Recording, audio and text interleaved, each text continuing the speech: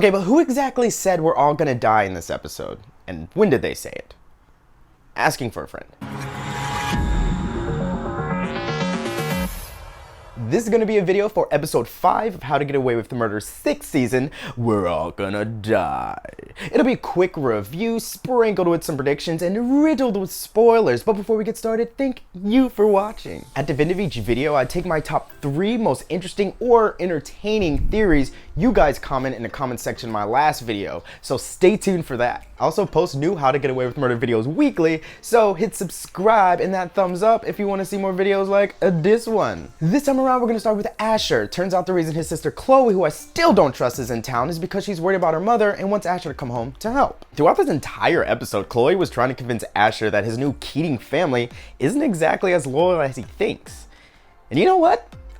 She kind of has a point. Asher's always seemed like somewhat of an outsider in the group. Mind you, I do love that scene where Michaela puts Chloe in her place, but where does Asher fit into everyone's plans post-graduation? Laurel is a Castillo, and Connor and Oliver will probably end up moving away, if Oliver survives, and Michaela, as much as I like their relationship now, I don't necessarily see them getting back together. I mean, they were a wild card to begin with. I think Chloe's going to try to exploit this, and their mom may reveal some details about their father's suicide that may turn Asher against his Keating family. I still think Asher has the potential to become the informant. Or maybe Asher reveals why he's so loyal to his Keating family to Chloe, and Chloe becomes the informant. It was a twist. Speaking of informant, Xavier says he knows who the informant is, and it's someone in the group. But here's the thing. Is he talking about Nate? See, I don't think so, because Nate hasn't really even committed to being the informant yet. Unless he has, and I missed it, which is quite possible. Anyway, I think the FBI is going to be trying to hit Annalise from every angle, and there could possibly be more informants informating. On a side note, this all but confirms that Xavier is indeed working with the FBI, and I'm actually curious as to how much information he knows about the murders that the Keating crew have all been involved in. I guess while we're here, we can talk about the whole situation with Frank, but hold on. Can I just say I was right about Laurel not being Laurel and it being a trap to set up Frank because Xavier has no idea where Laurel is either? I'm basically a How to Get Away with Murder writer. Regardless though, Xavier does have Wes's confession, so why is he sitting on it? He has everything he needs to take Annalise down in the palm of his hands, so to speak. And yes, I understand he wants to use Frank to help him find Laurel first, but this just doesn't add up unless he's bluffing and he doesn't have the confession. Anyway, Xavier accuses Annalise of accepting money from Laurel to help her disappear, which makes zero sense to me, and I immediately call, what? No. Now, nothing is ever what it seems on How to Get Away with Murder. And yes, it is a coincidence that this overseas account was also drained the moment that Annalise was being accused of working with Laurel, but it still doesn't make sense, and I think it's tied to something different. First, how would Laurel even have heard about the reveal so fast? What is she, Batman now? I think Annalise's money getting withdrawn could be a Telesco thing, or a governor thing, or a Castillo thing. Xavier would love to turn everyone against Annalise, and claiming that she's accepting money from Laurel to help keep her in hiding would definitely help. There's a little more I want to discuss about this, but I'll get into that a little bit later. But first, let's move on to our prime informant suspect and talk about Connor and Threesome Guy.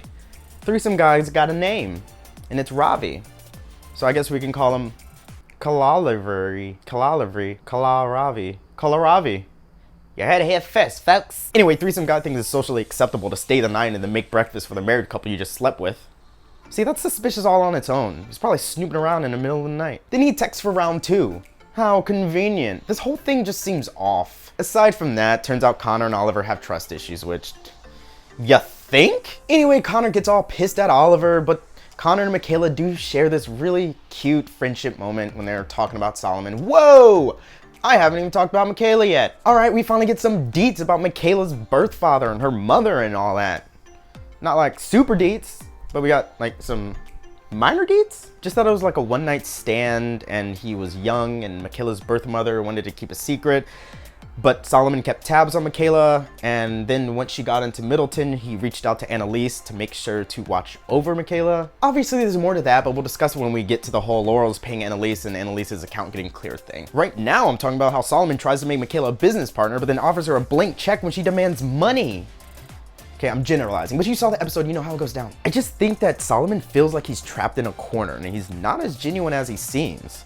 It really just feels too good to be true, and I think he's trying to protect this idea of having an illegitimate daughter and keep it under wraps. He was so quick to make her a business partner, and then he was so quick to write her that blank check. Not one time did he try to be an actual father or truly get to know Michaela. He was just so fast to make a solution, and after talking with Connor, Michaela realizes she does want a father, not money.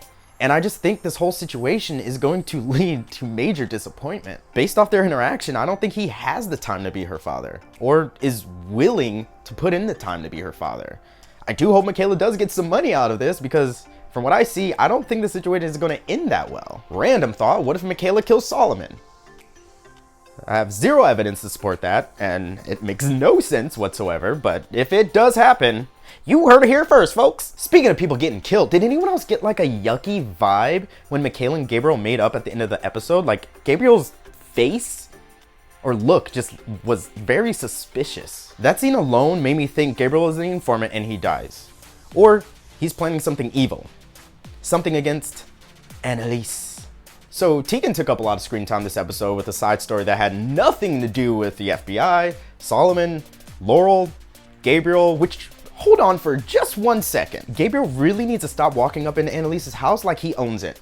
Like, first, you ain't even know Annalise for that long. Second, stop trying to make Annalise the villain all the time. Third, your father was a bad guy. I'm so irritated with him thinking that Annalise is solely to blame for his father cheating on his mother. Sam Keating was a professional therapist. He could have said, nah, it's inappropriate. But no, he said, I wanted you ever since you walked through that door. Did he listen to that part? Anyway, so Tegan, right? She and Cora finally make the divorce official, and my girl Tegan got her nails did, hair did, everything did, looking good. And then we find out that Cora is single.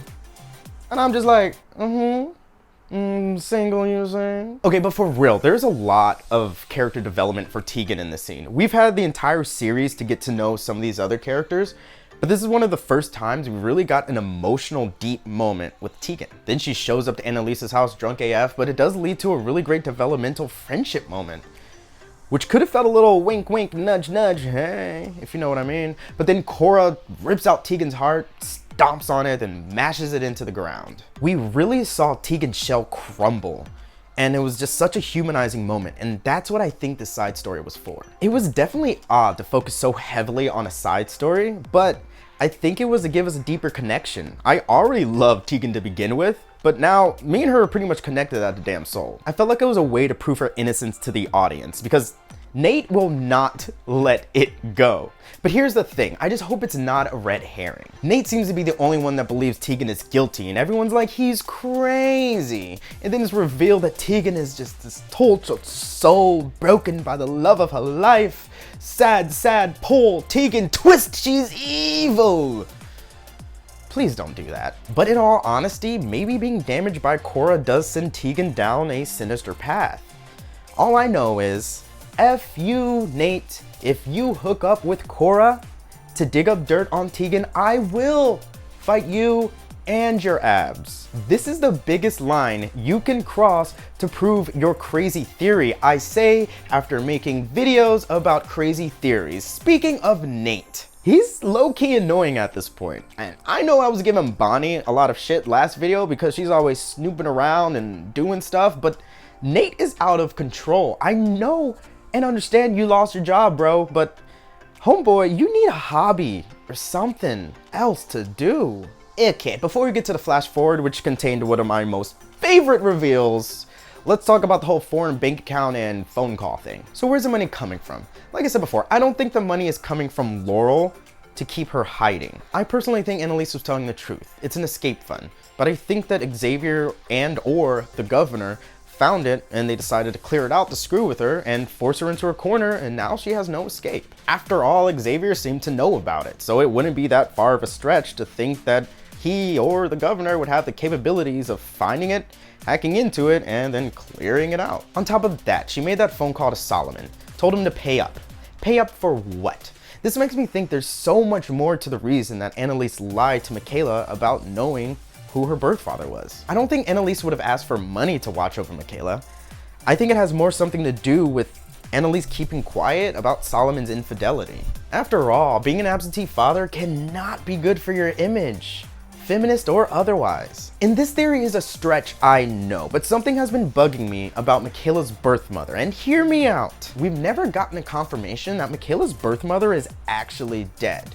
Come on, people, this is How to Get Away with Murder. Unless I see a death certificate or a dead body, I don't believe nothing. What if Annalise is covering up the fact that Michaela's birth mother is actually still alive? Or what if it wasn't a one-night stand and it was sexual assault and Annalise knows that? That could seriously tarnish Salomon's reputation. And if Annalise is covering that up, Salomon would pay up real quick. And I know I thought that this whole storyline was going to be tied up in this episode, but there's just so much that could be revealed here just because she made that phone call. And last but not least, that flash forward finally revealed some new information that did not take place in an interrogation room. And it revealed that Tegan is not dead. Now that doesn't say much about her innocence, but it does confirm that she's not the informant. So here's the thing. We've been assuming, or at least I've been assuming, that the fireplace poker murder takes place at Annalise's apartment because of the whole Michaela fingerprints thing. But there's no way that fireplace poker would make it all the way to this new location, which I believe to be Asher and Gabriel's apartment complex with a pool of blood. Now this could mean several things. Maybe the murder doesn't occur at Annalise's apartment, or maybe it's a different fireplace poker, or even crazier, maybe one murder occurs at the exact same time another one occurs at two separate locations. Now that would be insane. Amira Van did reveal that people, not a person, will die. Could that mean that more than one murder occurs that graduation night? That's never been done. That could be a crazy way to raise the stakes in the final season. I really loved this flash forward. It gave us a new location, set up new questions, and it almost made up for the lackluster flash forward we got last episode. Almost.